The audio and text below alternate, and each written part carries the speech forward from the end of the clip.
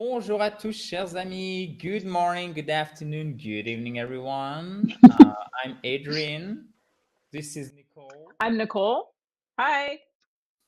Donc aujourd'hui, c'est correction time puisque, alors j'espère que vous avez fait la dictée d'hier, bien évidemment. On va voir comment ça s'est passé pour vous, corriger les éventuelles fautes et on va en profiter pour améliorer votre prononciation au passage. Mais la prononciation, on fera un cours vraiment demain dans lequel on va vraiment sur laquelle on va vraiment insister. Et comme d'habitude, puisque maintenant vous avez l'habitude, on va prendre le Fabulous Whiteboard.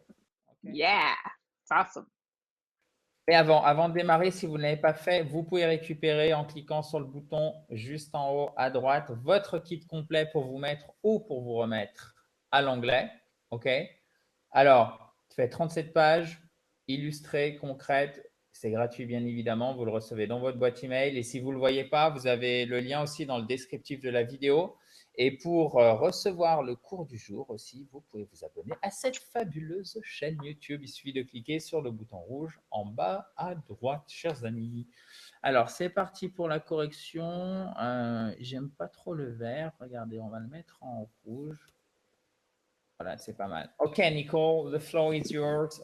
We are listening to you. Okay. Yep. Okay, ready?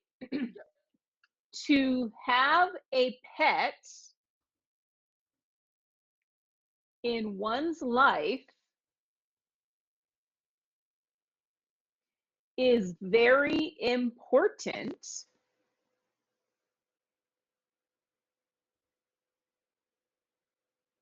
Okay. For many of us, period. Okay. Just one thing about one's life. Cette forme, c'est une forme assez soutenue, OK? To have a pet in your life, in my life, Yeah. everyone's life. Et quand vous utilisez... Yeah.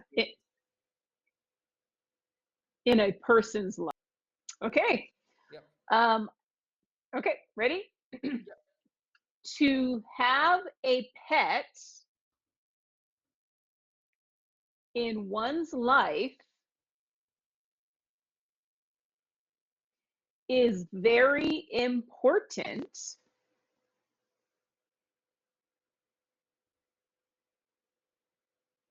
Okay. For many of us, period. Life, yeah. Exactly. Donc ça, c'est une forme impersonnelle neutre pour désigner tout le monde. C'est un peu comme le on en français, d'accord? Oui, exactly. Avoir un animal de compagnie dans sa vie. Mais vous voyez, quand je dis dans sa vie, c'est troisième personne du singulier, c'est comme le on, c'est le possessif de on en fait. D'accord? Et là, c'est ce qu'on fait en anglais in one's life. Okay. Yes, exactly. Okay, perfect. Sorry guys, I just noticed. I'm sorry, maybe you don't see the end of the sentence, so I'm going to pay attention to that, okay? Je vais faire attention à que vous voyez bien for many of us. Donc, je vais écrire la fin de la phrase précédente. Tout le monde l'a. Okay. Okay. Second sentence, whether you are American, comma,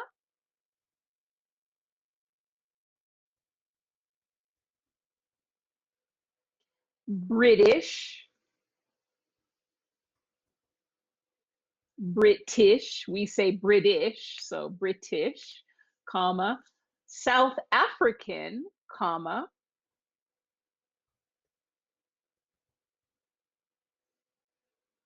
Chinese, or French, it does not matter at all, period. Ok. Alors, avoir un animal, je vous relis, hein. Je vous le traduis, je vous le relis. Avoir un animal de compagnie dans sa vie est très important pour beaucoup d'entre nous. OK?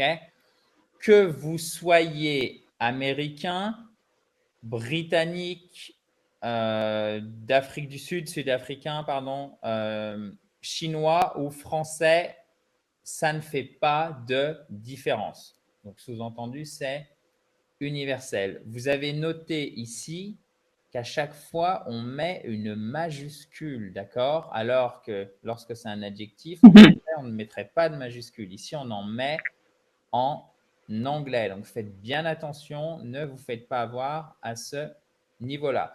Quand on dit whether you are American, British, South African, etc., ici, on doit dire whether et on ne doit pas dire if you are American. Parce que if, c'est pour l'hypothèse. Là, par contre, ça veut dire que vous soyez, d'accord?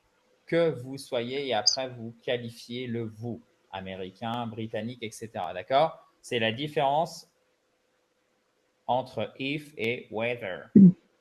Okay? Que vous le vouliez ou non, ça s'écrit comme ça. Ça se prononce, Nicole? Yeah.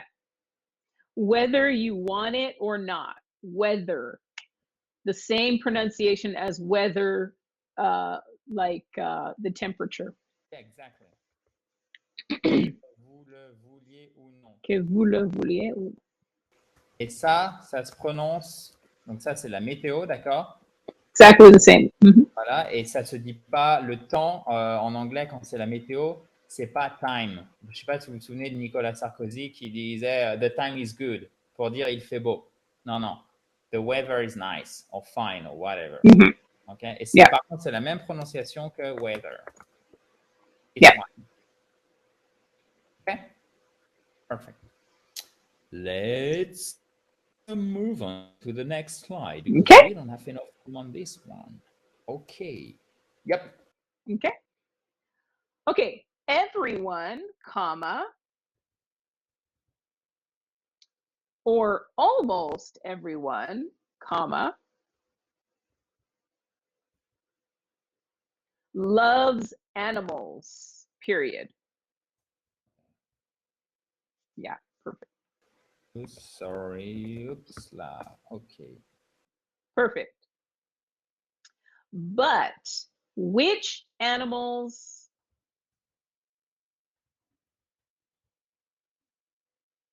make the best pet? Question mark. Which animals? Right? Which animals make the best pet? Question mark. Perfect. Okay. Well, comma, good luck finding the answer, period. Okay. Many think that the dog,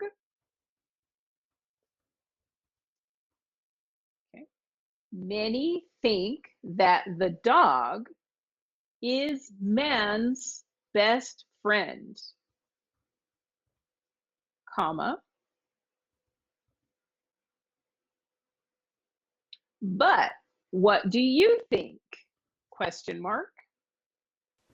Okay, so a few key points here.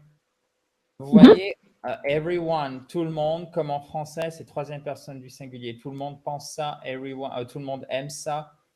Everyone loves this. Okay. Troisième personne du singulier, donc n'oubliez pas le S. Ici, on avait which animals. Donc, qu'est-ce qui se passe? C'est au pluriel, donc on n'a pas de S, puisque ce n'est pas la troisième personne du singulier, c'est la troisième personne du pluriel. OK? Et là, quand on dit man's best friend, c'est le meilleur ami de l'homme, mais pas homme avec un petit H au sens de la jante masculine. Non, homme au sens de toute l'humanité, femme avec un petit F et homme, plus homme avec un petit H. Yeah. Là, du coup, comme ça désigne tout le monde, on met un M majuscule. OK? Le meilleur ami de l'homme avec un grand H ou un grand M en anglais. Man's best et pas le friend, mais on ne prononce pas le I ici. Yep. Yeah. Okay, I'm going. Silent I. Yeah, exactly. Silencieux. Okay, let's move on to the next Okay. slide because we don't have enough room here. Okay. Yep. And the last sentence for this dictation is write it down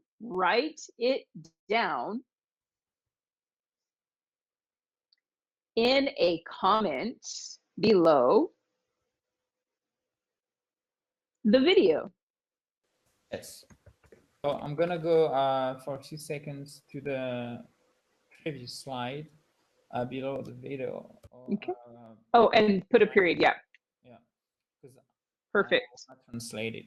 Mais quel, alors tout le monde, je vais vous le traduire quand même, tout le monde ou presque tout le monde adore au sens de, enfin aimer au sens d'adorer les animaux, mais quel animal est le meilleur animal de compagnie? Donc là aussi, appréciez la concision de l'anglais, 3 lettres pour dire en français animal de compagnie. OK? Pet. Bien. Bonne chance pour trouver la réponse. OK? Beaucoup pensent que le chien est le meilleur ami de l'homme, mais qu'en pensez-vous? Donc, qu'en pensez-vous? Oh my God, I'm so sorry. Oh, I didn't notice that either. Write it down, c'est write it down. OK? Yeah.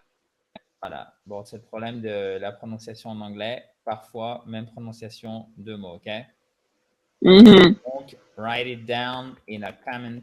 Ce que je ne peux pas corriger, ce que je vous ai déjà écrit malheureusement, dans un commentaire sous la vidéo, below the video. Could we say, like, for example, under the video? Yeah, it just sounds kind of weird. Yeah, okay. So, It's more awkward. Yeah. donc, ça, c'est des choses à apprendre avec la pratique. On ne dit pas under the video, but below the video. Okay, guys? Yeah. Voilà. Below is more accurate. Exactly. So, do you mind reading the whole dictation once again, please, Nicole? Not at all. Thank you very much, ma'am. Of course. Okay. Yeah. Okay. Yeah, sure. Go ahead. To have a pet in one's life is very important for many of us. Whether you are American, British, South African, Chinese, or French, it does not matter at all. Everyone, or almost everyone, loves animals. But which animals make the best pet? Well, good luck finding the answer. Many think that the dog is man's best friend. But what do you think? Write it down in a comment below the video. Okay, perfect. Thank you very much, Nicole. Donc, Of course.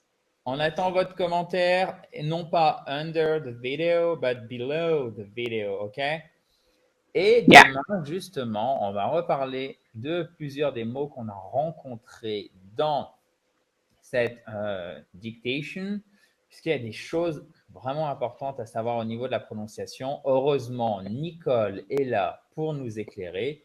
On vous donne donc, bien évidemment, rendez-vous demain dans la joie et la bonne humeur. Mais avant, si vous ne l'avez pas fait, vous pouvez vous abonner en cliquant sur le bouton rouge juste en bas à droite à cette fabuleuse chaîne YouTube.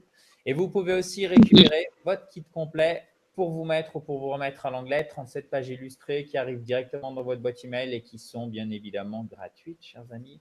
Pour ça, il suffit de cliquer sur le bouton, le i qui est en haut à droite, où vous avez le lien qui est dans la vidéo. Si vous ne voyez pas le i, si vous avez des questions, bien évidemment, des remarques, des éloges, ne vous gênez surtout pas, et bien évidemment aussi des critiques, mais des critiques constructives, vous pouvez les mettre juste en dessous. Yeah. Okay, thank you very much, Nicole, once again. Talk to you tomorrow. Bye, guys. Bye-bye.